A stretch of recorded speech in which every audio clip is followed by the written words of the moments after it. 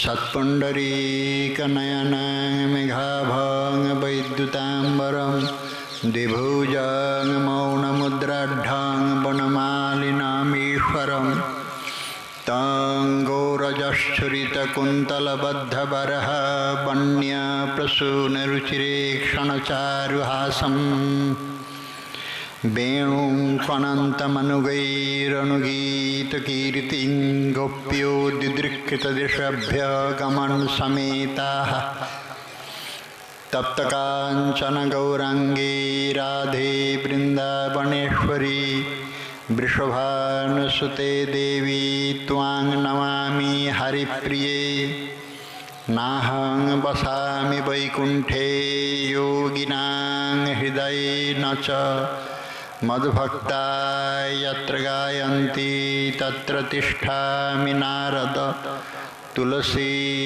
काननं यत्र यत्र पद्मवनानि च पुराणपठनं यत्र तत्र सन्निहितो हरेः यं प्रव्रजन्त्यमनुपेतमपेतकृत्यं द्वैपायनो विरहकातर आजुहाव पुत्रेति तन्मयतया तरवोऽभिनेदुस्तं सर्वभूतहृदयं मुनिमानतोऽस्मि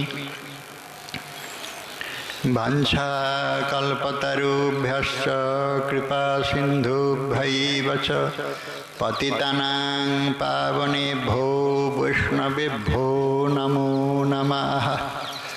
जय रूप सनातन भट्ट रघुनाथ श्रीजीव गोपाल भट्ट दास रघुनाथ ऐछाई गोस्वामीर करी चरण बंदन यहाँ हईते विघ्ननाश अभीष्ट पुराण दुर्गमे पथिमेन्धस्य स्खलत्पाद गतिर्मुहु स्वकृपायष्टिदानेन सन्तु सन्तु।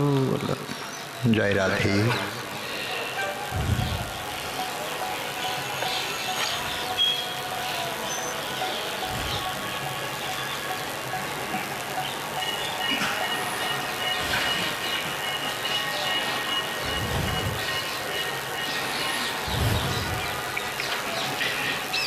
ओम नमो भगवते वासुदेवाय। श्री श्री चैतन्य चरितामृतम् आदिलीलायां चतुर्थ परिच्छेदः। श्री कृष्ण चैतन्य गोसाई रसेर सदन अशेष विशेष कैल रस आस्वादन সেই দ্বারে প্রবর্তাইল কলিযুগ ধর্ম চৈতন্যের দাসে জানি এই সব মর্ম। কলি পাবন অবতার শ্রীমন মহাপ্রভুর প্রিয় পরিকর শ্রী শ্রী গৌড়ীয় বৈষ্ণব সম্প্রদায় আচার্য শিল কৃষ্ণদাস কবিরাজ গোস্বামী ঠাকুর বিরচিত তদীয় শ্রী চৈতন্য চরিতামৃত গ্রন্থরত্নে গ্রন্থকার আদিলীলা চতুর্থ পরিচ্ছেদের সাথে সাক্ষাৎকার দিচ্ছেন। আমাদের আজকের সাক্ষাৎকারে শ্রীকৃষ্ণ চৈতন্য প্রভু রসের সদন অশেষ বিশেষে কৈল রস আস্বাদন। এই স্থানে মর্মানুভূতি মহাপ্রভুর অবতরণের অন্তিম পরিণতি। সেই রসায়িত ভূমিতে উপস্থিত হতে হলে আমাদের চিত্ত প্রাঙ্গণকেও রসায়িত করা উচিত, অন্যথা সম্ভব নয়। আমাদের বহিরিন্দ্রিয় বৃত্তি হতে অন্তরিন্দ্রিয় যে মন, মন হতেও আরও অন্তঃস্থলে আছে আত্মা। কেননা মন যদি দুকুল হয়, একটি বহিরিন্দ্রিয়তে আর একটি অন্তরিন্দ্রিয় অন্তঃস্থলেতেই যুক্ত থাকবেই, সেইখানে আমাদের পৌঁছাতে হবে। এই সংবাদটা বড়ই বিচিত্র মনে হয়। আমরা তো বহিরিন্দ্রিয় দিয়েই ব্যস্ত, আবার অন্তরিন্দ্রিয় মন তারও ভিতরে নিয়ে যেতে হবে সমস্তটাকেই, তবেই এই রসানুভূতি হবে।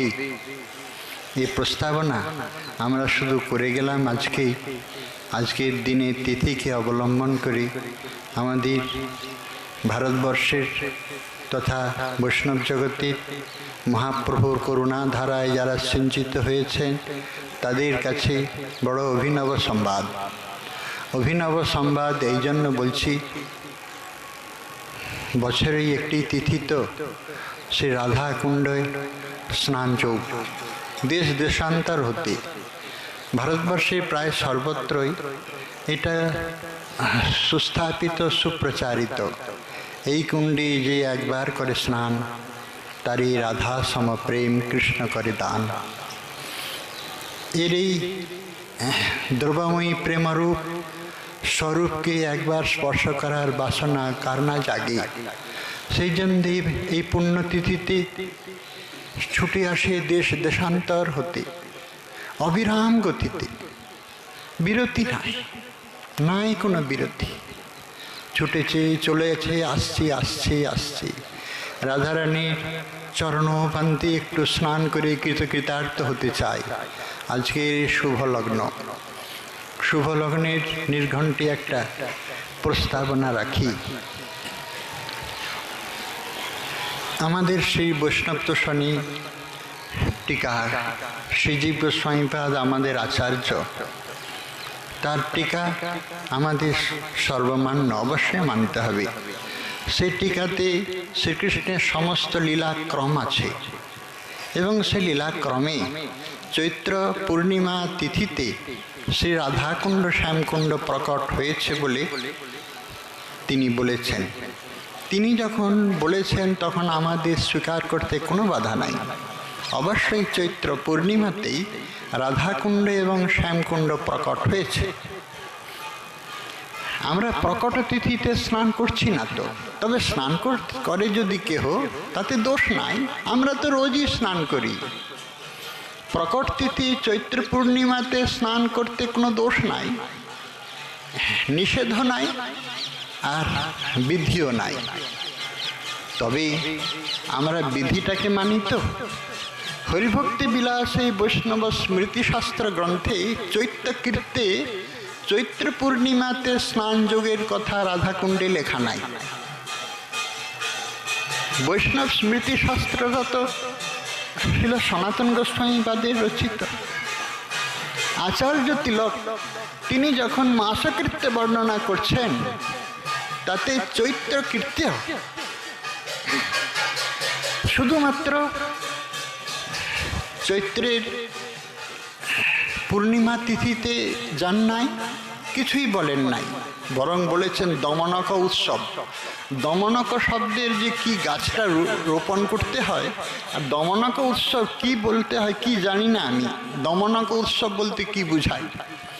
চৈত্রের ওই সময় দমনক উৎসব, একাদশী, দ্বাদশী, ত্রয়োদশী পর্যন্ত দমনক উৎসবের খুব সেখানে প্রশংসা করেছেন এবং বিধিবিধানও দিয়েছেন। চৈত্র পূর্ণিমা তিথিটা তার চোখে লাগলো না। রাধাকুণ্ডে প্রকট হয়েছে, সেখানে স্নান বিধিটা বলে দিলেন না। তাহলে তো আমাদের বুকে একটা ভরসা হতো, হ্যাঁ জীব গোস্বামীপাদ বলেছেন এটা যথাযথ। অবশ্যই যথাযথ, স্নান করতে বাধা নাই, কিন্তু স্নানের বিধান দিয়েছেন। বিধান দিয়েছেন বহুলাষ্টমী তিথিতে রাধাকুণ্ডে স্নান, কার্তিক মাস কৃত্যে, এই কথা স্পষ্টভাবে বলা আছে।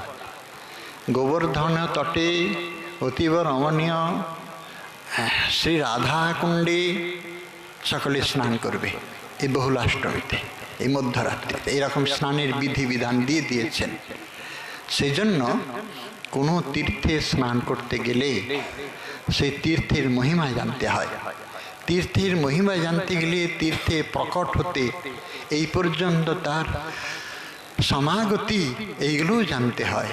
গঙ্গা স্নান করলাম তাতেই না, গঙ্গার উৎপত্তি মহিমা, সেই মহারাজ ভগীরথের তপস্যার যে গরিমা, তার পূর্বে 3 পুরুষ ধরে তপস্যারত ছিল। মা গঙ্গা অনায়নের জন্য তারা কঠোর তপস্যায় ব্রতী হয়েছিল। ভগীরথ আনিত গঙ্গা ভাগীরথী, ভগীরথের পিতা ছিলেন দিলীপ, তার পিতা অংশুমান। এই 3টে পুরুষ হিসেবে তপস্যায় রত ছিলেন। ভগীরথের তপস্যায় সন্তুষ্ট হয়ে তাদেরও পূর্বপুরুষ যে কপিলাশ্রমে ভস্ম হয়ে পড়ে আছে, ছাই হয়ে পড়ে আছে, সেইখানে না আনলে, গঙ্গার স্পর্শ না আনলে, এই হরিচরণ অচ্যুতা পতিত পাবনে গঙ্গা, মহাদেবের চরণকে অবলম্বন করে মহাদেব সেই হরিচরণ অচ্যুতা মা গঙ্গাকে, পতিত পাবনে গঙ্গাকে শিরে ধারণ করে তিনি মহাদেব হয়েছেন, না হলে মহাদেব হতেন না। তার জটাজুট হতে বাহিত হয়ে, প্রবাহিত হয়ে বহমান গঙ্গা আমাদের ভারতখণ্ডকে পবিত্র করেছে। পূর্ব এবং পরের ইতিহাস সম্পূর্ণরূপে জানলে পর তারপরে সেইখানে স্নানের মহিমা যথাযথ লাভ হয়। সেই জন্য রাধাকুণ্ডে আজকে আমরা স্নান করব, তো রাধাকুণ্ডের মহিমা এবং রাধাকুণ্ডের প্রকাট্য বিষয় এটা আমাদের জানা উচিত। সেই জন্য আজকে সেই অবসর, শুভ অবসর, শ্রী রাধাকুণ্ড। আমরা যে তটে এখন উপস্থিত হতে সৌভাগ্যান্বিত হয়েছি, এটাই শ্রী রাধাকুণ্ড তট। আমরা কিছুক্ষণের জন্য অনেক পূর্বে দ্বাপর লীলায় চলে যাই। বহু পূর্বের ইতিহাস শ্রী স্কান্দ পুরাণ বলেছেন। স্কান্দ পুরাণে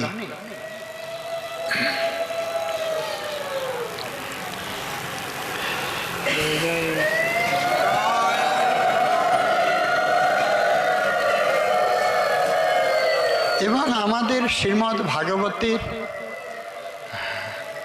দশমের অন্তিম অধ্যায়ে, নবনবতিতম অধ্যায়ে বলেছেন যে বজ্রনাভ হলো মোশল পর্বের শেষ সন্তান।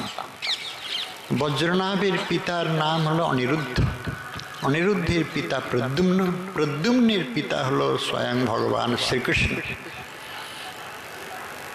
আর বজ্রনাভকে পাণ্ডবগণ অভিষেক করেছিলেন এইখানে মথুরা নরেশ রূপে। বজ্রনাভকে মথুরা রাজত্ব দিয়ে তারা চলে যায়, মহাপ্রস্থানের পথে চলে যায়। বজ্রনাভ হলেন মথুরার রাজা। মথুরা মণ্ডলের ভিতরে আমাদের শ্রী রাধাকুণ্ড ব্রজমণ্ডলের সমস্ত লীলাক্ষেত্র পড়ে। বহুদিন অতিবাহিত হয়ে গিয়েছে। একাদশ সমাস্তত্র গূঢ়ার্চে সবলো বসত।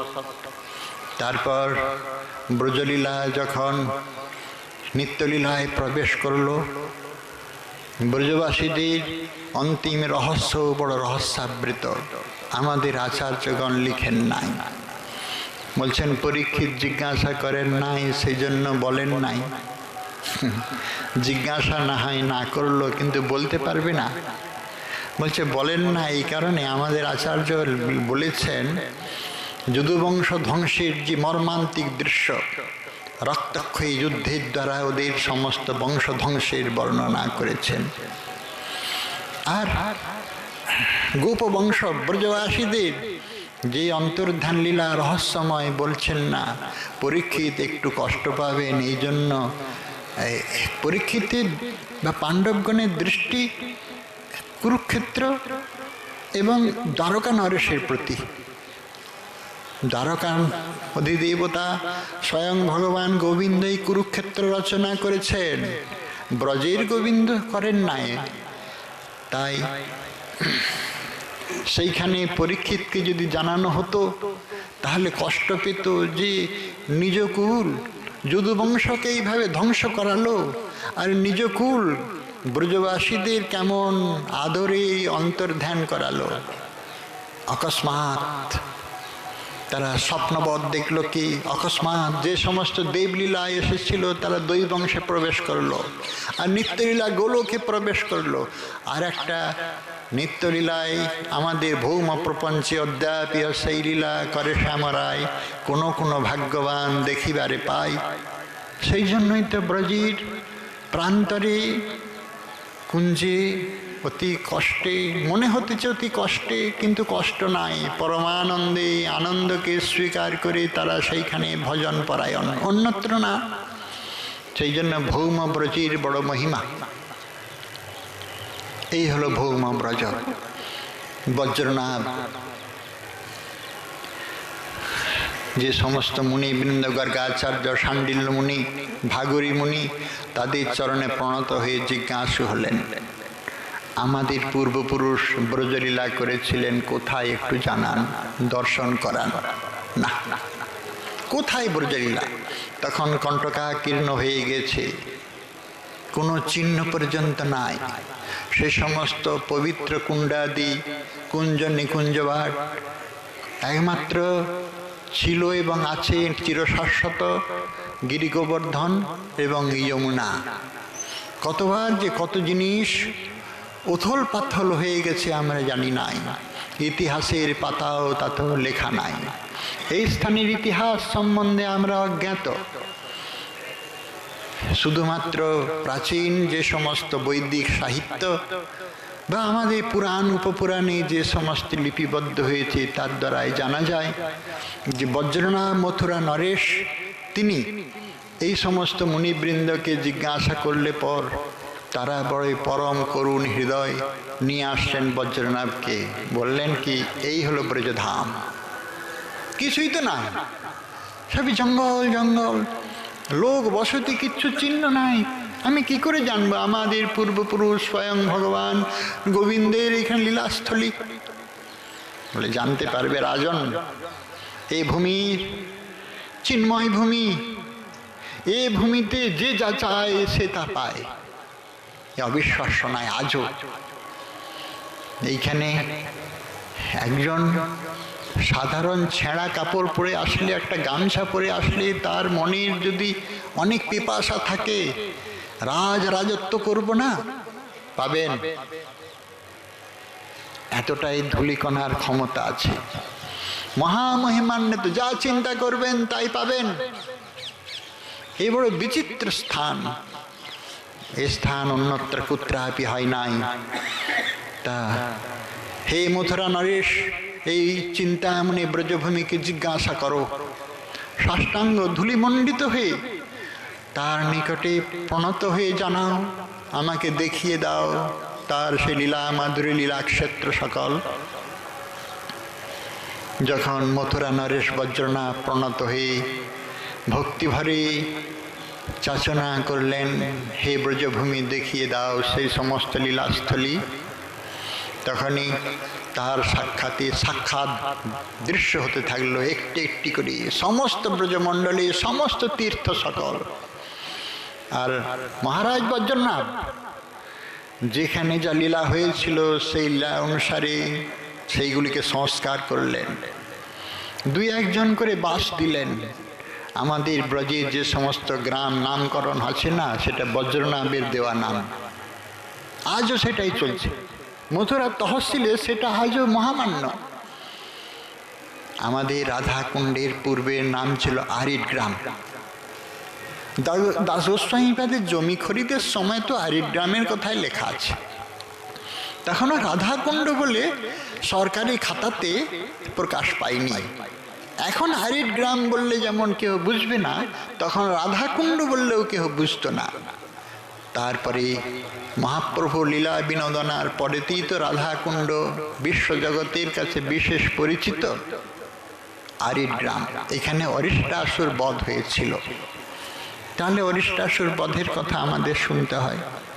অরিষ্টাসুর বধের জন্য অরিষ্ট নিষূদন ভগবান শ্রী গোবিন্দের এই লীলা হয়েছিল বলেই তার নাম হয় আরিড গ্রাম। বজ্রনাভের সংস্কার ব্রজধাম, সমস্ত কুণ্ড তট সরোবর, সমস্ত প্রান্তর কুঞ্জ, গিরি গহ্বর, গিরি গোবর্ধন, সমস্ত বজ্রনাভের দ্বারা আমাদের গোবিন্দ, গোপীনাথ, মদনমোহন এবং শ্রীনাথজি যা কিছু সমস্ত বিগ্রহ, এ সমস্ত বজ্রনাভের নির্মাণ। কাল প্রভাবে মৃত্তিকার গর্ভে এগুলো সমস্ত আচ্ছাদিত ছিল। তারপর আমাদের আচার্যগণের হস্তকে স্বীকার করে, তাদের আকুতিকে, তাদের ভক্তিতে স্বীকার করে সমস্ত বিগ্রহগণ সাক্ষাৎ রূপে প্রকট হন। আজকে আমরা সাক্ষাৎ দর্শনের ভাগ্য পেয়েছি এ সমস্ত বজ্রনাভের মহিমায়। আমাদের এই শ্রী শ্যামকুণ্ডের ভিতরে একটি কুণ্ড আছে যার নাম হলো বজ্রনাভ কুণ্ড।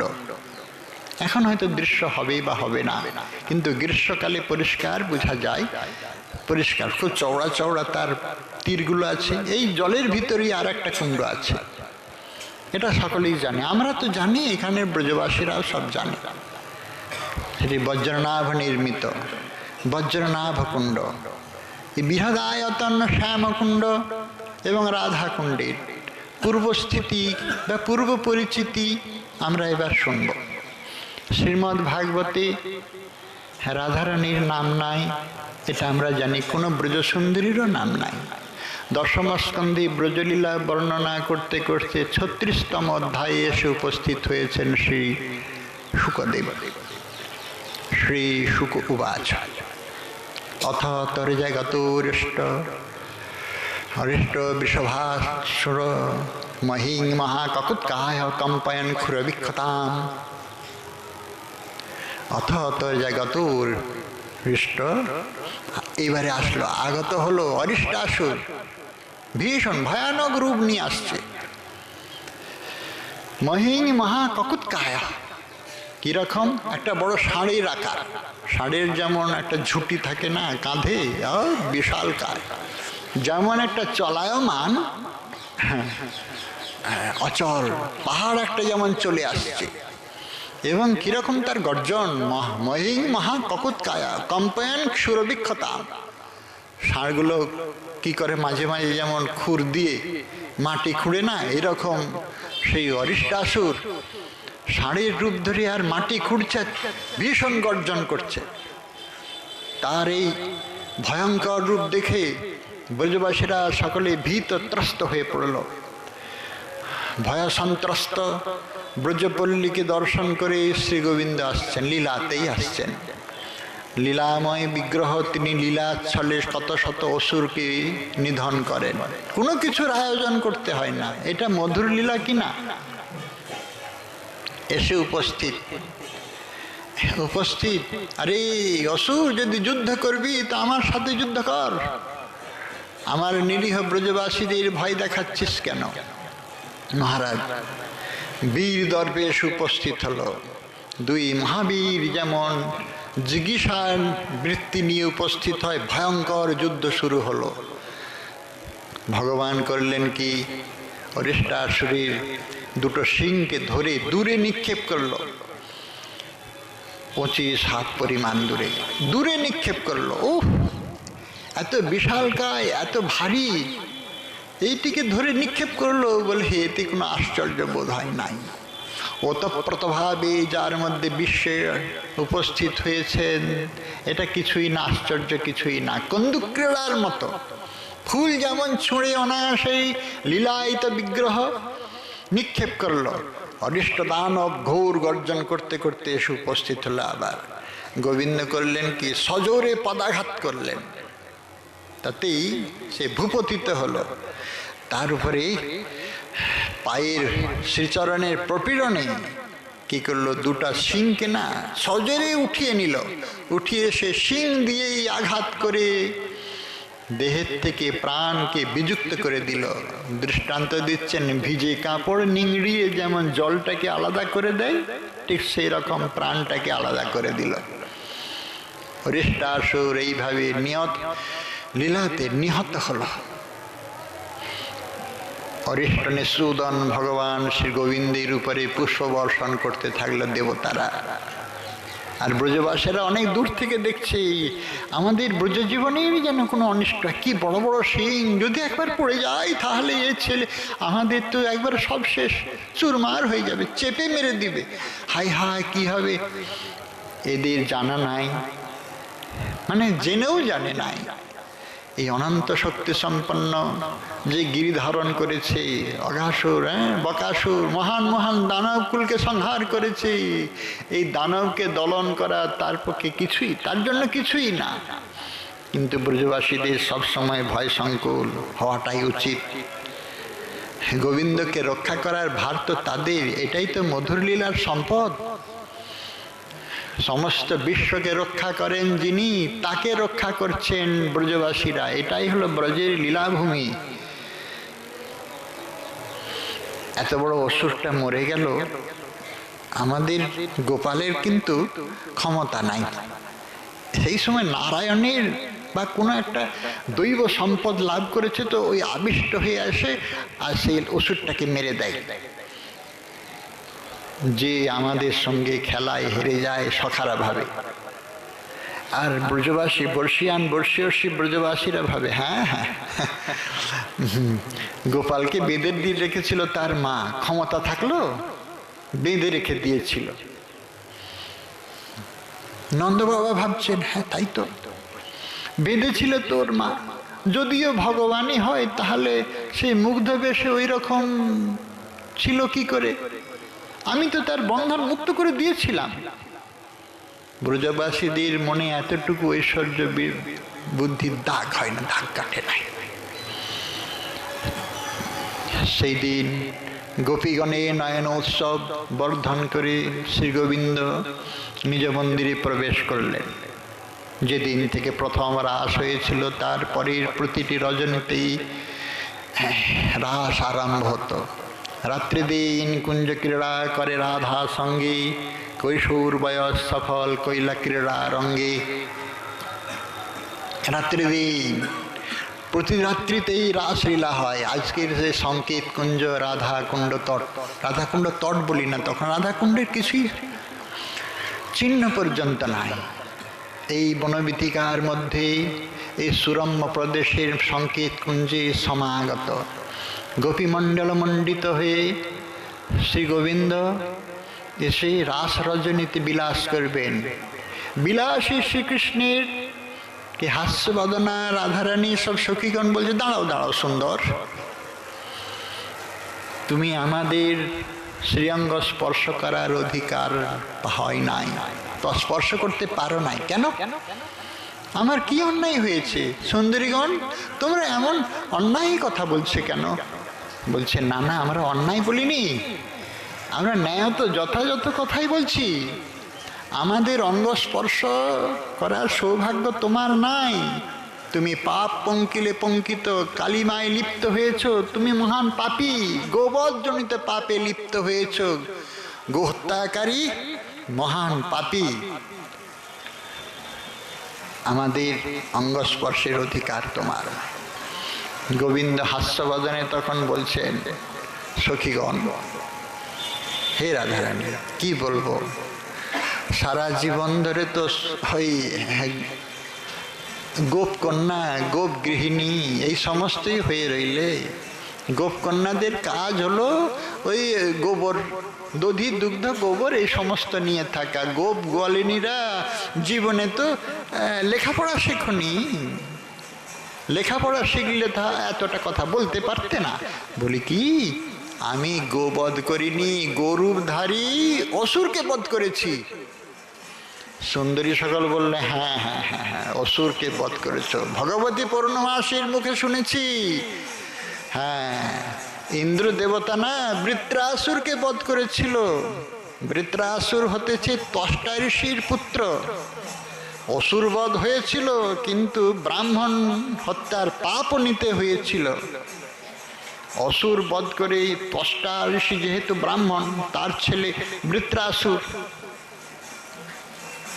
যদি অসুর বধ করে ইন্দ্র দেবতার মতো দেবতা, দেবরাজ ইন্দ্রের অসুর বধের ব্রাহ্মণ হত্যার পাপ নিতে হয়, তাহলে গোবধ করে গোহত্যার পাপ তোমার কেন লাগবে না, কেন নিতে হবে না?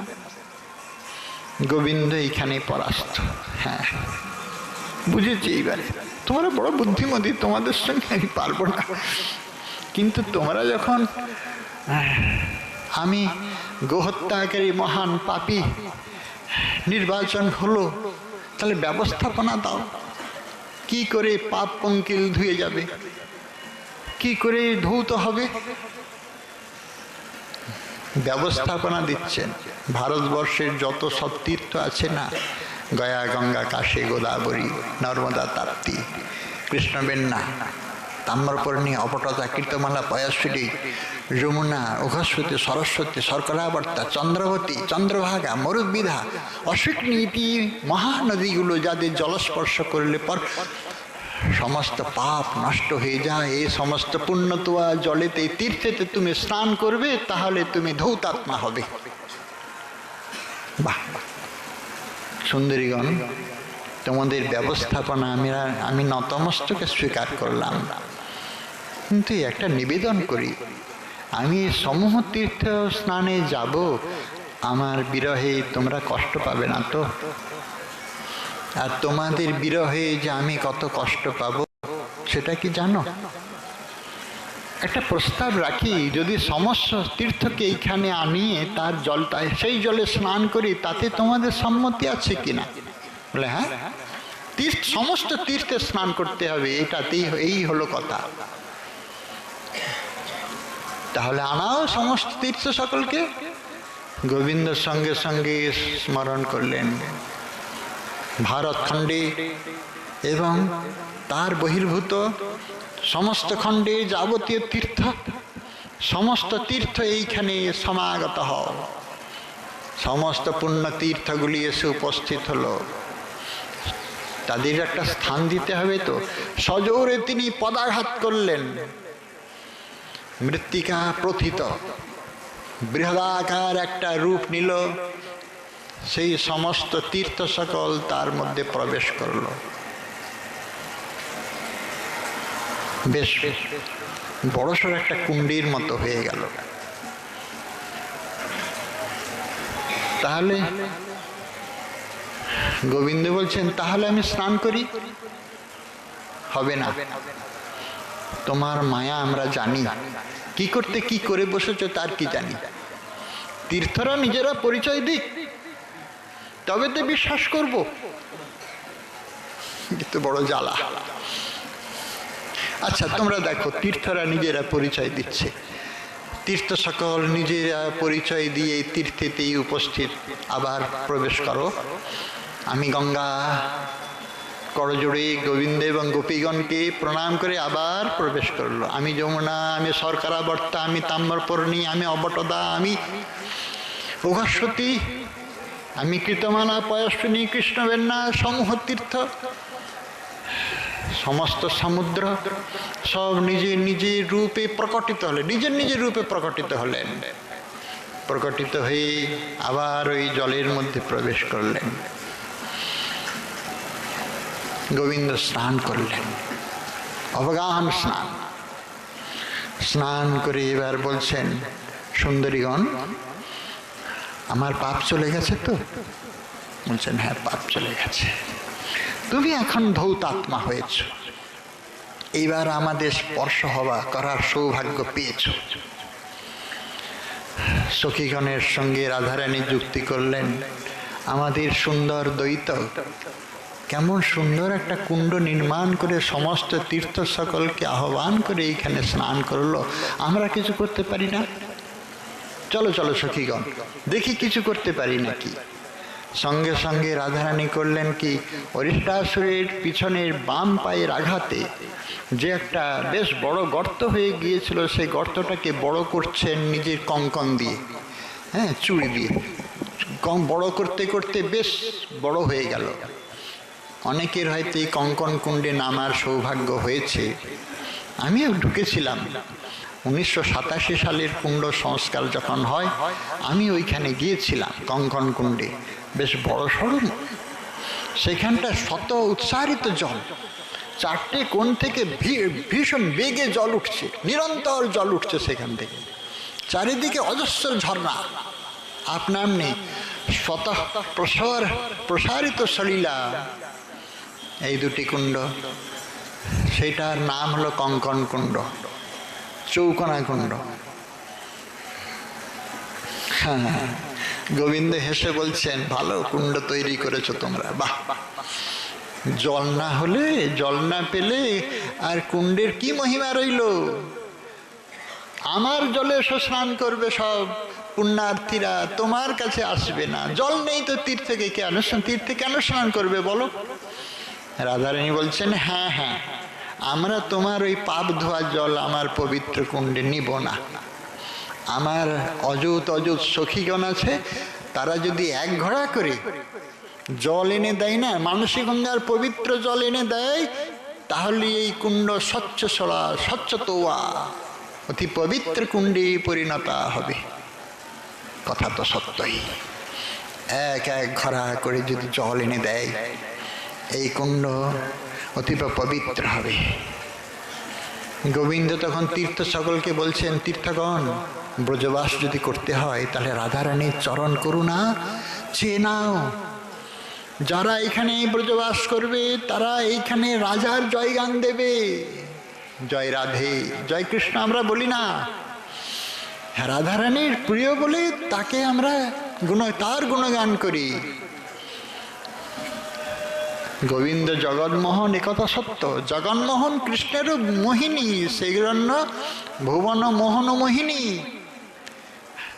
এইখানে যদি বাস করতে হয় তাহলে হে তীর্থ সকল, তোমরা রাধারানীর করুণার যাচনা করো। তার করুণা ছাড়া এইখানে কেউ বাস করতে পারবে না। তীর্থ সকলে নিজ নিজ বিগ্রহ নিয়ে উত্থিত হলো এবং স্তব করতে শুরু করলেন। দেবী কৃষ্ণময়ী প্রোক্তা রাধিকা পরদেবতা সর্বলক্ষ্মীময়ী সর্বকান্তি সম্মোহনী পরা দেবী কহি দোতমানা পরমা সুন্দরী কিংবা কৃষ্ণ ক্রীড়ারসের বসতি নগরী কৃষ্ণময়ী কৃষ্ণ যার অন্তরে বাহিরে যাহা যাহা নেত্র পড়ে তাহা কৃষ্ণ স্ফুরে। হ্যাঁ, অপূর্ব স্তব। হে স্তব, গৌতমী তন্ত্র হতে স্তব। রাধারানী করুণাময়ী, সেই করুণাময়া বিগ্রহা, তিনি করুণার দৃষ্টিতে তীর্থ সকলকে বলছেন, তোমরা কি চাও, কি যাচনা তোমাদের? তীর্থ সকল প্রার্থনা করছেন, হে দেবী, হে গান্ধর্বীকে, হে করুণাময়ী, আমাদের একটু চরণে স্থান দাও, এই ব্রজবাসের সুযোগ দাও। আমরা জীবনকে ধন্যাতিধন্য করার জন্য তোমার চরণে আমরা প্রণত হলাম, একটু স্থান দাও তোমার কুণ্ডে। রাধারানী করুণার দৃষ্টিতে স্থান দিলেন, বললেন, তাহলে এসো আমার এই নির্মিত কুণ্ডে। সজোরে সকল তীর্থ সেই ভিত্তি ভেদ করে, যেটা আমরা সঙ্গমস্থল দর্শন করি, দুটি কুণ্ডের সঙ্গে সমান সমান জলতল, সজোরে তারা প্রবেশ করল রাধারানীর কুণ্ডে। গোবিন্দ তখন আশীর্বাদ দিচ্ছেন, এই রাধা কুণ্ডে যে স্নান করবে সে অবশ্যই কৃষ্ণ প্রেম পাবে। রাধারানী আশীর্বাদ দিচ্ছেন, শ্যাম কুণ্ডে যে স্নান করবে সে রাধা প্রেম পাবে। রাধারানী বিষভার্দন এই পবিত্র তীর্থে প্রতিদিন তিনি স্নান করে সূর্য পূজায় যান। সূর্য পূজায় আসেন, বড় ছল করে এইখানে রহলীলা বিস্তীর্ণ হয়। এইভাবে ব্রজলীলায় রাধাকুণ্ড শ্যামকুণ্ড প্রকট হয়েছিল। শ্রী গোবিন্দ লীলামৃত গ্রন্থে বিস্তার বর্ণনা আছে। সেই প্রকট লীলায় সেই সময় নান্দিমুখী আসলেন, ভগবতী পূর্ণমাসী দেবী আসলেন, সমস্ত ব্রজমণ্ডলের অতি মান্না। তিনি বললেন, এই রাধাকুণ্ড শ্যামকুণ্ড হতেছে রাধারানী এবং শ্রী গোবিন্দের স্বরূপ। তোমরা এই চারিদিকে কুঞ্জ বিবিধ বৃক্ষবাটির অত্যন্ত শোভিত করো, এত শোভায় যেন শোভিত হয়, দেখবার মাত্রই মনোমুগ্ধ হয়। সত্যিই তাই। রাধাকুণ্ড শ্যামকুণ্ডের মহিমা আজকের নয়, আজকের দিনে ওইগুলো আমি বুঝাতে পারবো না, কেননা আমি যখন এসেছিলাম সেই স্বরূপ অন্য ছিল। কুণ্ডের আকৃতি এখন আছে বটে, পরিবেশ কিন্তু আমরা রাখতে পারিনি। বৃহদায়তন সরোবর ছিল অনেক দূরে, বেশ খানিকটা দূরে।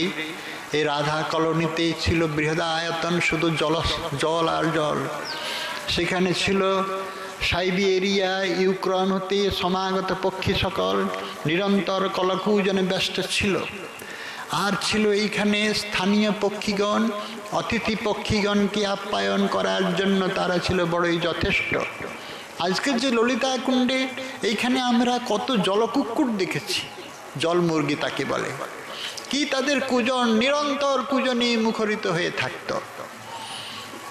আর চারিদিকে একটা গম্ভীর রহস্যময় স্থান,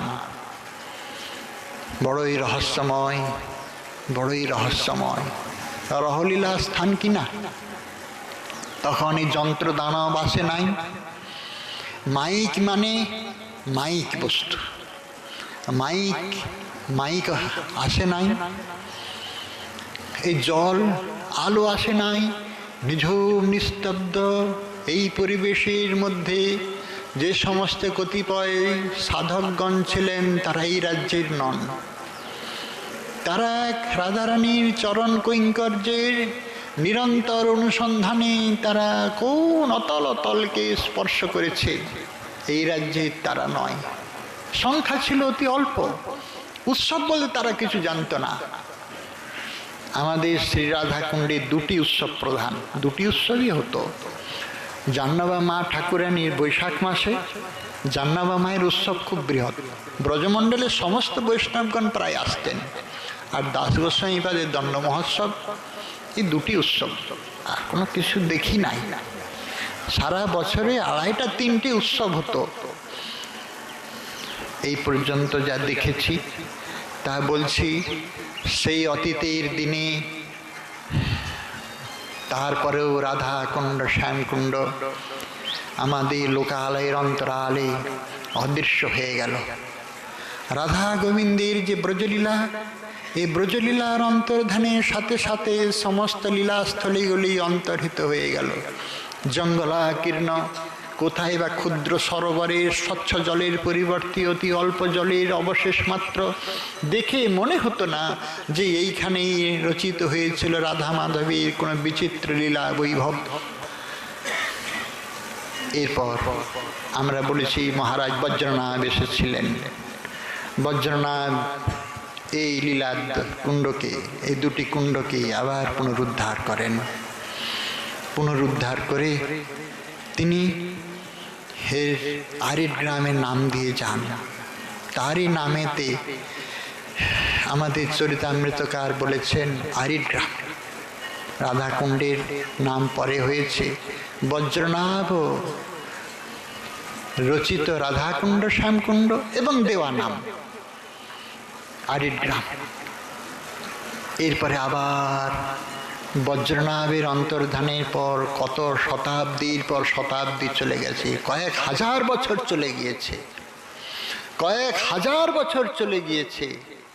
প্রায় 500 বছর আগে আর এক নূতন আলোড়ন সৃষ্টি হলো ধর্মজগতের, মনুষ্য জগতের।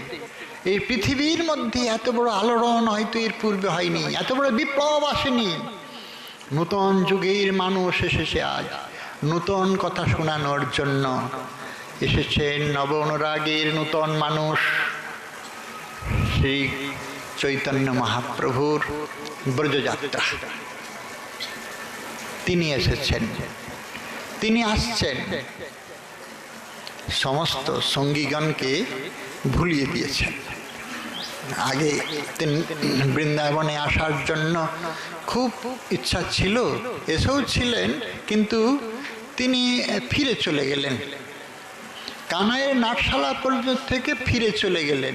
যখন রামকেলিতে আসলেন, সনাতন গোস্বামীপাদ বলছেন রূপ সনাতনে সে মিললেন। বহু লোক সংঘট্ট, প্রভুকে দেখে না সব একবারে সব সংঘট্ট। কেনা ভালোবাসবে, এই ভালোবাসার মানুষটিকে কেনা ভালোবাসবে মনে বলুন। সকলে আকর্ষিত হয়, অমৃতের সন্ধান বলে দিতে হয় নাই, আকর্ষিত সকলের। আমাদের সনাতন গোস্বামীপাদ বলছেন যার সঙ্গে লোক হয় এই 1,00,000 কোটি, বৃন্দাবনে যাইবার নহে পরিপাটি। শুনলেন আর কি, বৃন্দাবনে যাইবার নহে পরিপাটি। চিন্তা করলেন। তারপরে আবেশে তিনি গিয়ে চলেছেন কানাইয়ের নাটশালায় গিয়ে একদিন বসে বসে চিন্তা করছেন, এই দবির খাস সাকর মল্লিক 2 ভাই এসেছিল, আমাকে বলল কি বৃন্দাবনে যাইবার নহে পরিপাটি। নৃসিংহানন্দ ব্রহ্মচারী মনে মনে মানস কত মানে মনের কেন্দ্রিক মনোকেন্দ্রিক যে সমস্ত দিব্য তেজ বিকীর্ণ হয় তার কত বড় ক্ষমতা। নৃসিংহানন্দ ব্রহ্মচারী তিনি বসে বসে প্রভুর রাস্তা নির্মাণ করছেন। প্রভু যাবেন তো ফুল দিয়ে সাজিয়ে দিয়েছেন, সমস্ত রাস্তাগুলোর উপরে ফুলের আস্তরণ করে দিয়েছেন। প্রভুর পায়ে বাজবে না? ধারে ধারে কত বৃক্ষ জানা অজানা, কত ফুল ফুটেছে, কত ফল হয়েছে অবনত ভারে, তারা চরণ বন্দনা করার জন্য ব্যস্ত। ফল ফুল দিয়ে সুসজ্জিত, স্থানে স্থানে সরোবর, জলস্থলে পক্ষী নিচয় তাদের কলরব। বিচিত্র শোভায় নৃসিংহানন্দ রচনা করলেন মনের দ্বারা প্রভুর যাত্রাপথ। কিন্তু আর তো নাই, কানায় নাটশালার থেকে তো আর তিনি করতে পারছেন না। ভক্তগণ, প্রভু এইবারে বৃন্দাবনে যাবেন না, নাটশালা পর্যন্তই যাবেন। ফিরে আসলেন মহাপ্রভু, সেখান থেকে ফিরে আসলেন। ওই যে সনাতন বলে দিল আমাকে, যার সঙ্গে হয় এই লোক লক্ষ কোটি, বৃন্দাবন যাইবার নাহে পরিপাটি, চাই আর কারোর সঙ্গে যাব না। নীলাচলে যখন তিনি থাকতেন তখন তার গরগর মন, নীলাচলে রহিতে প্রভুর গরগর মন। বৃন্দাবন নামেতে প্রেম হইল শতগুণ, সহস্রগুণ প্রেম হইল মথুরা দর্শনে, আর লক্ষগুণ প্রেম হইল ভ্রমে বনে বনে। মহাপ্রভু এরকম প্রেমের উত্তাল তরঙ্গ, সঙ্গে বলভদ্র ভট্টাচার্য এবং তার সেবক। বলভদ্র ভট্টাচার্য তিনি প্রভুকে নিয়ে আসছেন বনপথে, ঘোর বনপথে, ব্যাঘ্র সিংহ সাপদ সংকুল বনপথে নিয়ে আসছেন, নির্ভয়ে আসছেন। হ্যাঁ, যেখানে পাহাড় পর্বত দেখছেন সেখানে শৈল দেখি মনে হয় এই গোবর্ধন, বন দেখি ভ্রম হয় এই বৃন্দাবন, যেখানে বহে নদী মানয় কালিন্দী। মহাপ্রেমাবেশে প্রভু ভূমে পড়ি কাঁদি। এই রূপে আসছেন তিনি। যখন ব্রজ বনেতে আসছেন, এই মতো মহাপ্রভু নাচিতে নাচিতে আরিট গ্রামে আসিবাহ্য হইলা চম্বিতে। মহাপ্রভুর এই দশা, আরিট গ্রামে আসিবাহ্য হইলা চম্বিতে। অরিষ্টে রাধাকুণ্ড বার্তা পুছে লোকস্থানে, কেহ নাহি জানে সঙ্গের ব্রাহ্মণ না জানে। তীর্থলুপ্ত জানি প্রভু সর্বজ্ঞ ভগবান, দুই ধান্য ক্ষেত্রী অল্প জলে কইলা স্নান। প্রেমে প্রভু করে রাধাকুণ্ডের স্তবন, তাহা দেখে সব লোকের বিস্ময় হইল মন। এই রাধাকুণ্ড, এই শ্যামকুণ্ড, সব গোপী হইতে রাধা কৃষ্ণের প্রেয়সী, তৈছে রাধা কুণ্ড প্রিয় প্রিয়ার সরস্বী। রাধারানীর অভিন্ন বিগ্রহ শ্রী রাধা কুণ্ড। এই কুণ্ডে নিত্য কৃষ্ণ, গোবিন্দ কি করেন? এই তো কুণ্ডে নিত্য কৃষ্ণ রাধিকার সঙ্গে তীরে তীরে তীরে জলে জল কেলি করে তীরে রাস রঙ্গে। কুণ্ডীর মহিমা যেন রাধা মধুরিমা, কুণ্ডীর মাধুরী যেন রাধা মধুরিমা। কুণ্ডের মহিমা যেন রাধার মহিমা। এই কুণ্ডে যে একবার করে স্নান, তারে রাধা সমপ্রেম কৃষ্ণ করে দান।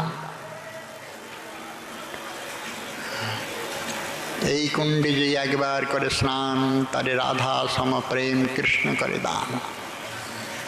সিদ্ধ চৈতন্য দাস বাবা এই একটা বলছে না, স্নান করছে। এই কুণ্ডে যে একবার করে স্নান, তারে রাধা সমপ্রেম কৃষ্ণ। কই আমার তো হয়নি, কিন্তু এইরকম শুদ্ধ চিত্ত তো একবারে প্রেমে আপ্লুত হয়ে সকলের অদৃশ্যে কিভাবে কুসুম সরোবর পর্যন্ত চলে গেছেন, টলতে টলতে চলে গেছে। সঙ্গীয় সেবক দেখছেন বাবা তো নেই, কোথায় গেল কোথায় গেল, খোঁজো খোঁজো খোঁজো। ওই ওই শুধু ওইটাই বলছে, এই কুণ্ডে যে একবার করে স্নান, টলতে টলতে যাচ্ছে, এই কুণ্ডে যে একবার করে স্নান, এই কুণ্ডে যে একবার করে স্নান, তারে রাধা সম প্রেম কৃষ্ণ করে দান। কুসুম সরোবরে যে ধরলেন, বাবাকে দেখলেন একবারে প্রেমে গড় গড় টল টল হয়ে গেছে, কোনো রকমে তাকে সান্ত্বনা দিলেন। এই নরজগৎ মরজগতের এই হলো বিচিত্র বিস্ময়কর সংবাদ। আমাদের রসামৃত সিন্ধুর টিকাকার লিখেছেন, বৈকুণ্ঠাজনিত মধুপুরী বরা তস্মাৎ বৃন্দাবনং রাসোৎসবাৎ। বৈকুণ্ঠ হতে মধুপুরী মথুরা শ্রেষ্ঠ, যেহেতু এইখানে জন্মলীলা আবিষ্কার হয়েছে, আর তার থেকে বৃন্দাবন শ্রেষ্ঠ, রাস মহোৎসবা রাসলীলা হয়েছিল। আর বৃন্দাবনাথ গোবর্ধন গিরিরাজ গোবর্ধন, যেহেতু তিনি নিজে হাতে ধরেছিলেন, ব্রজবাসীদের রক্ষা করেছিলেন। গোবর্ধনাথ রাধা কুণ্ডং প্রিয়ম তত্রে কোন বসতি, সেই তার তীরে, সে রাধা সরস্বতী তীরে যারা বাস করে, রাধারানীর অতীব কৃপা ভাজন,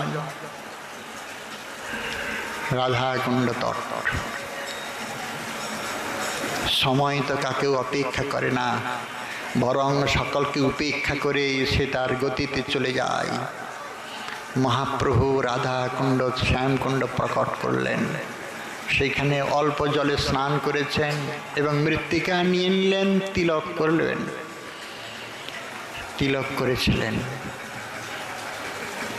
মহাপ্রভু দ্বাদশ বন দ্বাদশ উপবন এইভাবে প্রেমে উন্মত্ত হয়ে ভ্রমণ করে তিনি প্রস্থান করলেন নীলাচল ধামে। এই চৈতন্য চরিতামৃতে আছে। এরপরের ঘটনায় কি হলো, তখন তো দুটো ধানের ক্ষেত, কিছুই ছিল না। আসলেন, রূপ সনাতনকে পাঠালেন। রূপ সনাতনের কি কাজ পাঠিয়ে দিয়েছেন মহাপ্রভু। শ্রী চৈতন্য মনোভীষ্টং স্থাপিতং येन ভূতলে স্বয়ং রূপ পদাময়ং স্বপদান্তিকম। রূপ সনাতনের কাজ কি? হ্যাঁ, বলছেন সমস্ত লীলাবলী বিস্মৃত হয়ে গিয়েছিল, কালের অন্তরালে সকলে হারিয়ে গিয়েছিল। হ্যাঁ, সব চলেছে গিয়েছিল। তা রূপ সনাতন করতেন কি? সমস্ত লীলাবলীকে প্রকট করেছিলেন। কালীন বৃন্দাবন কেলি বার্তা, হ্যাঁ, বৃন্দাবন রস কেলি বার্তা। কালেন লুপ্তেতি তাং স্থাপয়িতুং বিশিষ্য কৃপামৃতেনা বিশেষে চ দেবস্তত্রৈব শ্রীরূপঞ্চ সনাতনঞ্চ।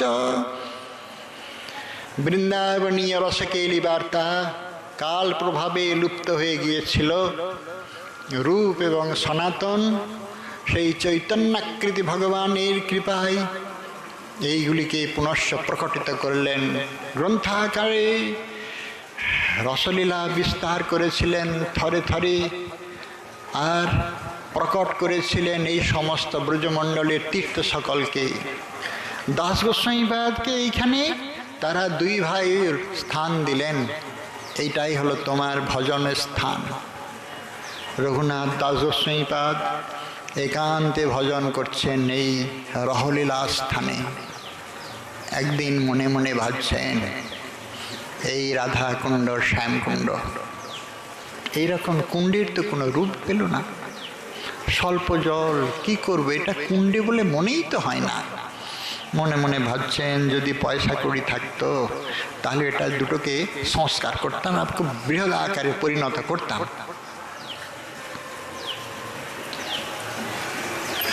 ভগবান তার ভক্তির বাসনা পূরণ করেন, তবে দুর্বাসনা পূরণ করবেন কিনা তিনি ভাবেন। আমায় ভজে মাগে বিষয় সুখ, হ্যাঁ, অমৃত ছাড়ি বিষ মাগে, এ তো বড় দুঃখ। আমি বিজ্ঞ, তাই সেই অজ্ঞে বিষয় কেন দিব? স্বচরণামৃত দিয়া বিষয় ভুলাইব। আমরা তো দুর্বাসনার জীব, কি চাইতে হয় এটাও জানি নাই। এমনকি গুরুদেবের কাছে, বৈষ্ণবের কাছে, ধামের কাছে, শ্রী বিগ্রহের কাছে, মন্দিরে গিয়ে কি চাইতে হয় সেটাই জানি নাই। শুধু চাই চাই আমার সুখ হোক, আমাকে চাই। আমাদের দেবার অভ্যাসটা নাই।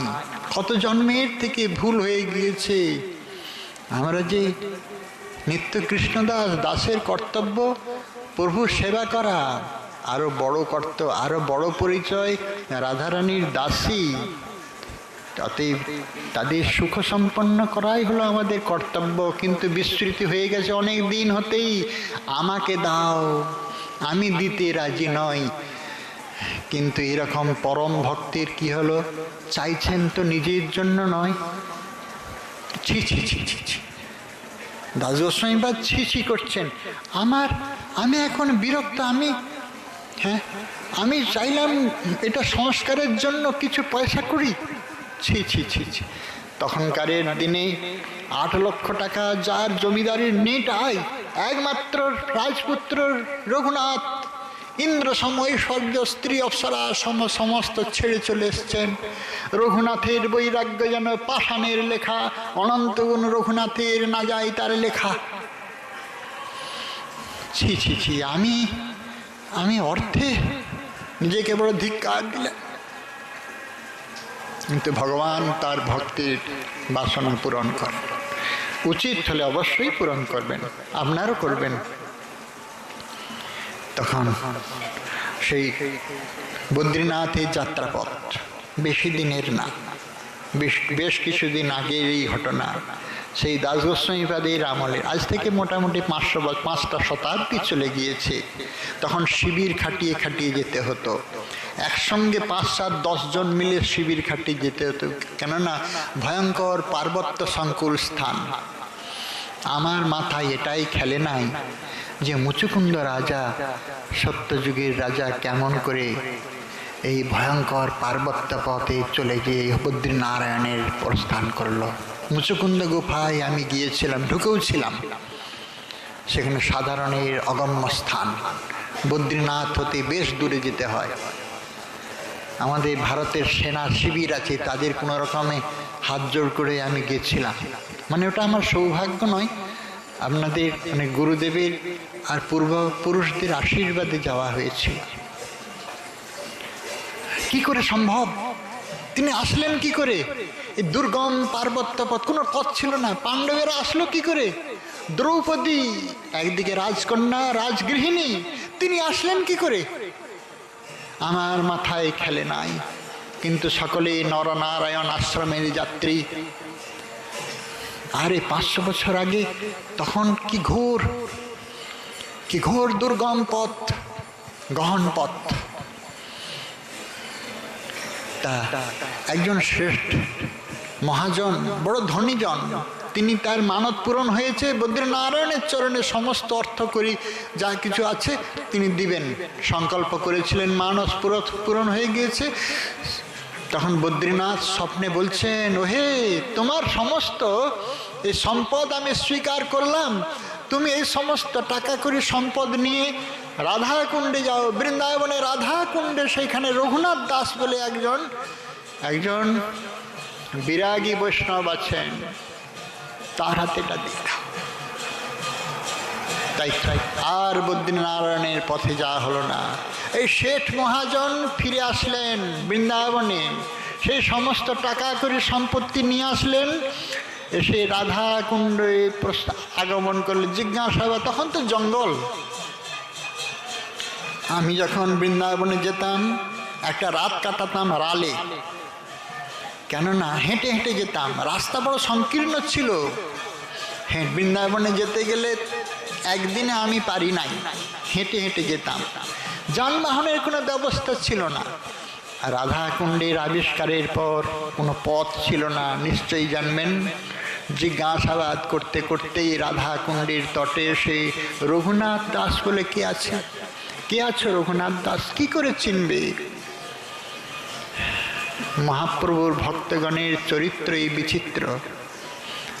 ছাড়া কথা, নেড়া মাথা, মুখে কৃষ্ণ গুণগাথা, পরিধানে ছাড়া বহির্বাস, করঙ্গ কৌপিন লইয়া ছাড়া কথা গায়ে দিয়া ত্যাগিয়া সকল বিষয়, কৃষ্ণ অনুরাগ হবে ব্রজের নিকুঞ্জে কবি যাইয়া করিব নিজালয়। এটা আমাদের আলয়।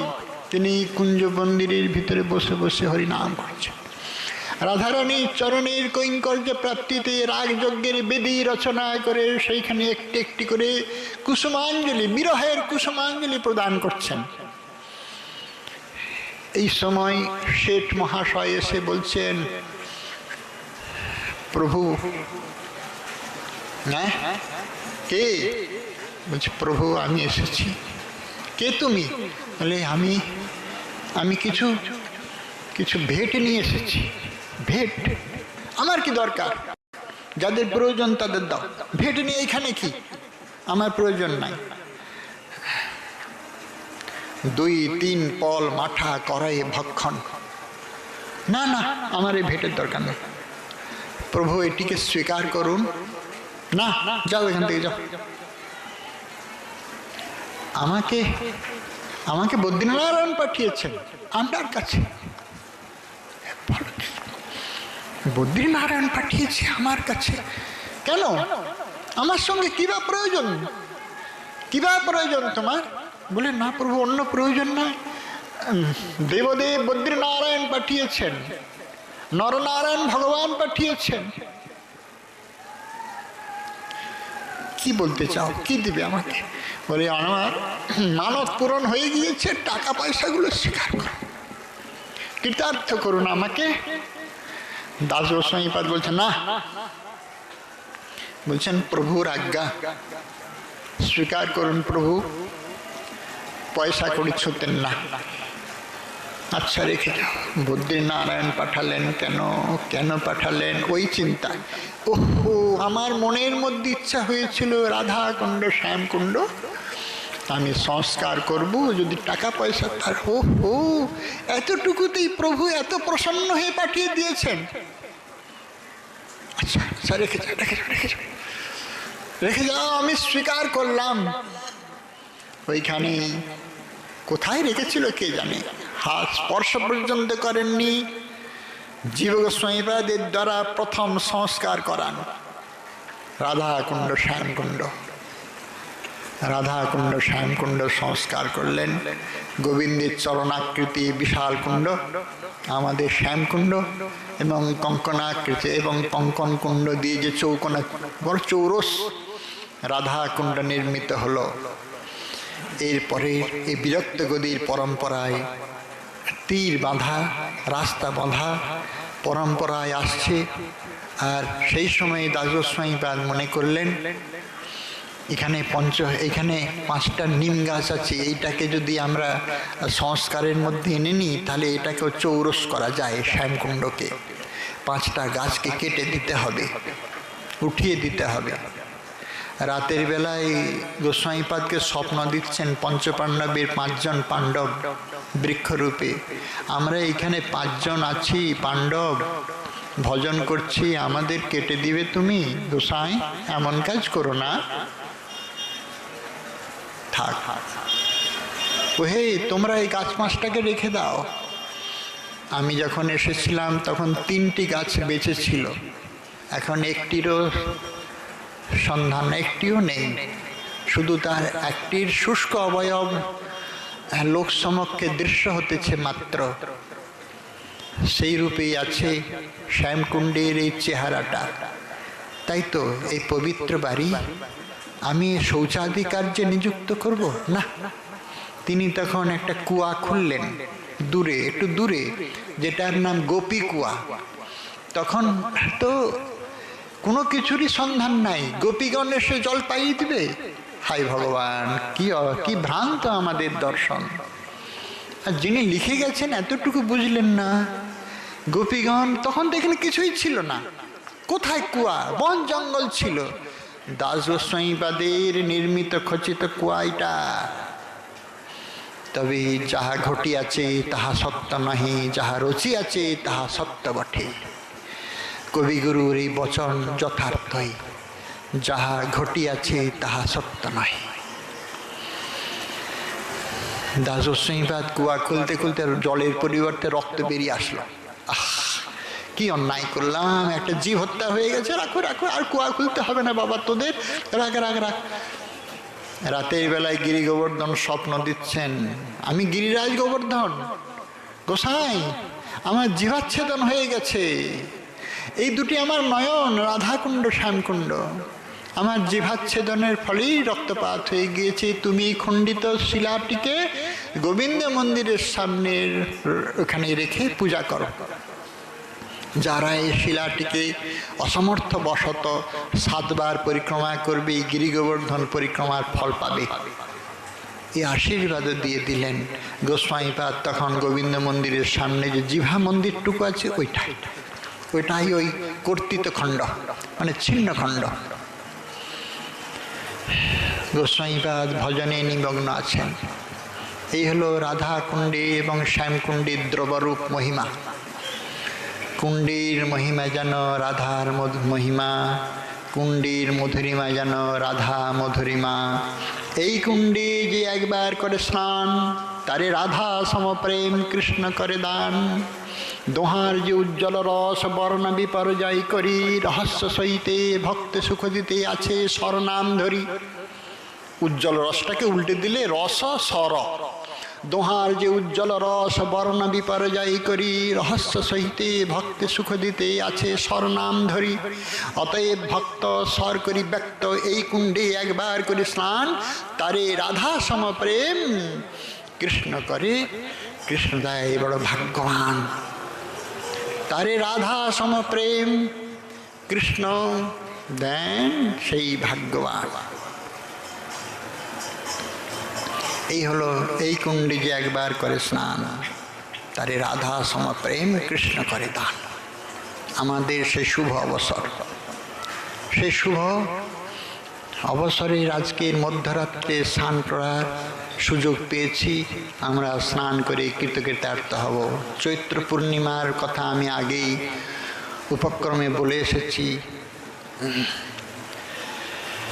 কৃষ্ণের কৃপায় সেই রাধা সমপ্রেম লাভ করে ভাগ্যবান। আমরা তাহলে লাভ করব তো? অবশ্যই করব, মনে আস্থা রাখুন, অবশ্যই করব, নিশ্চয়ই করব, এই জন্মেই করব। বারংবার পিত্ত দূষিত জিভাতে বারংবার মিছরির আস্বাদন হলে এই পিত্ত দূষণ যেমন চলে যায়, ঠিক সেরকম শুদ্ধ হৃদয়ে একবার স্নান করলেই অবশ্যই রাধা প্রেম পাওয়া যাবে। এই কুণ্ডে যে একবার করে স্নান, এ মিথ্যা নয়, কবিরাজ গোস্বামীপাদ লিখে গিয়েছেন। তিনি আমাদের কাছে কোনো অমূলক ব্যর্থ কথা লিখে যাননি। আজকের সেই শুভ অবসরে আমরা স্নান করে কৃতকৃতার্থ হব। এই পর্যন্ত শ্রী শ্রী চৈতন্য চরিতামৃতকারকে প্রণাম করে আজকে রাখছেন। জয় রাধে, জয় রাধে, জয় রাধে।